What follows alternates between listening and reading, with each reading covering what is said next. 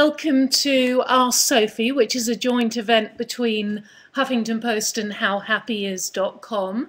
My name's Sophie Keller. If you don't know me, I've been writing for the Huffington Post for 2 years now, and we've been doing Ask Sophie since February. I'm also on the KTLA morning show doing Balanced Life segments, and I'm in a 4-book deal with Harlequin books.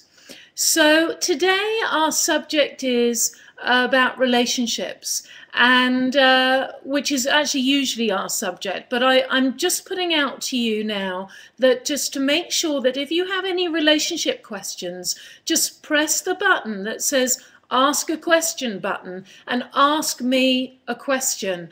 And we got about 23 people here, and I'm sure you all have questions about relationships that you're in, relationships that you're not in, so please feel free to ask me anything that you want. The subject that I'm going to start with today, as I always start with some tips, is again about your bedroom and how to get more sex and sleep in the bedroom. Now, we did touch on this subject before, but some of you might have questions about your bedrooms. All of you have bedrooms, I know that, that you would like to ask me about the layout as well. Why the bedroom is so important is that we spend over 1/3 of our lives in the bedroom. So most of us spend about 8 to 9, 10 hours in the bedroom, and so the energy in the bedroom is really, really important because it can set you up for the day. If the energy is good in your bedroom and you've managed to withdraw and rejuvenate, it means that your mood is going to be different through the day, and how you are with people, how you approach your work, how you approach your family, all depends on how much time you've had off, so to speak, how much time you've had to relax, and whether the energy is good where you relax. So how do you make the energy good in your bedroom? The first thing that I'd say to you is make sure that you don't have any electronics. So no electronics, no books in the bedroom if possible. If you cannot have a television there, I really recommend that you don't, because this is a place where you're going to be serene, where you're going to relax, where there's nothing around except you, the bed, maybe a book that you're reading, your partner if you have one, and just to be chilled. It's very hard to do that with our busy lives, so if you can do that, that's very important. Now, in terms of the bed placement, let's talk about that. The idea is that you want the bed the furthest away from the door as possible, but with the widest possible view of the room. And you want to be able to see the door, because energy comes in, so that you imagine energy's coming in through the door, and you don't want how would I put it? It's kind of like frighten you. So for example, someone comes in and you don't see them and suddenly they say hi and you're like like that. So it's kind of, you don't want to jump, so to speak. So you need to be able to see the door from your bed if possible. That's the best view that you can have. You also don't want any windows behind you. Aaron says that he's got a TV in his bedroom, and you usually have the TV on and then fall asleep. The TV's on a timer.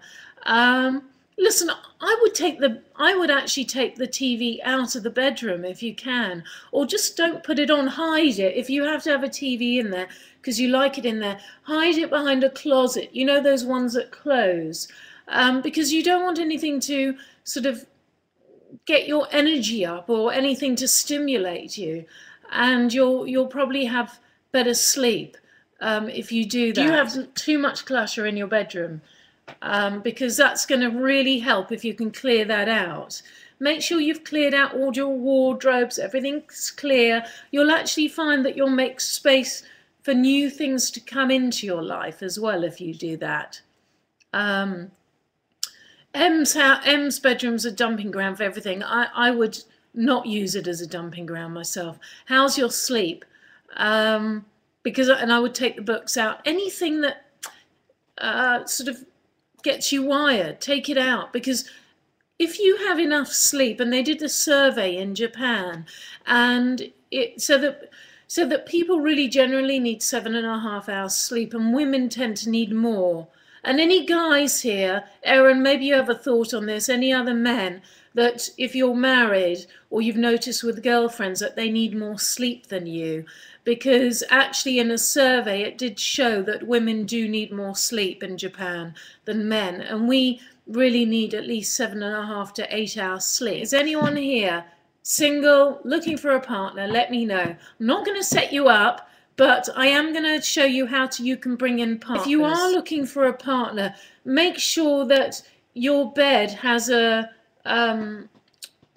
if you have a side table on one bed, make sure you have it on the other, so as if there's someone there. Make sure you have pillows set up as if there's someone there. You know, because you're sort of trying to invite somebody in, so you're making space for them. So I would think about that. And if you have any pets and you're single, don't let them sleep on the bed so they're taking up the space that you want your partner, future partner, to be in. You want to also, in your bedroom, make sure that you have pictures of scenery, things that make you calm, like either a picture of you as a couple. Don't put pictures of your family. It's not very sexy to put pictures of your family or your child or your mother or your father.